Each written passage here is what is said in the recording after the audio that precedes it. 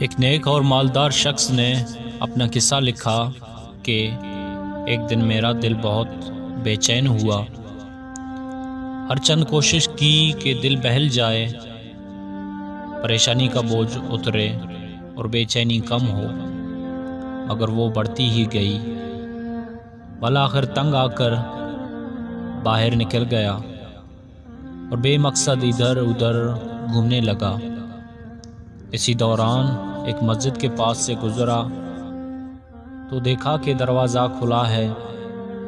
فرض نمازوں میں سے کسی کا وقت نہیں تھا۔ میں بے ساختہ مسجد میں داخل ہوا کہ وضو کر کے 2-4 رکعت نماز ادا کرتا ہوں، ممکن ہے دل کو آرام ملے۔ وضو کے بعد مسجد میں داخل ہوا تو ایک صاحب کو دیکھا، خوب رو رو کر گڑ گڑا کر دعا مانگ رہے ہیں اور کافی بے قرار ہیں۔ اور سے ان کی دعا سنی تو قرضہ اتارنے کی فریاد میں تھے۔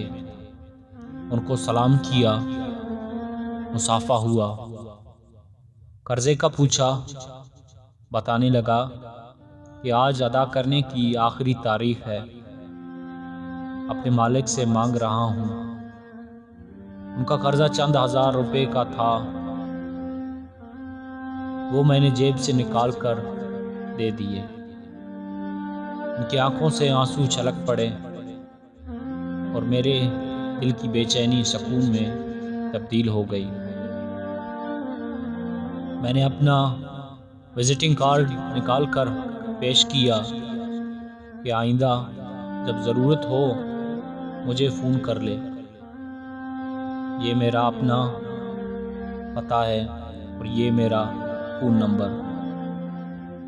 انہوں نے بغیر دیکھے کارڈ واپس کر دیا اور فرمایا، نہ جناب، یہ نہیں، میرے پاس ان کا پتہ موجود ہے جنہوں نے آج آپ کو بھیجا ہے۔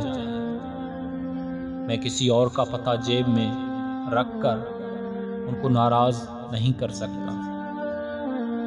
سبحان اللہ و بحمدہ، سبحان اللہ العظیم۔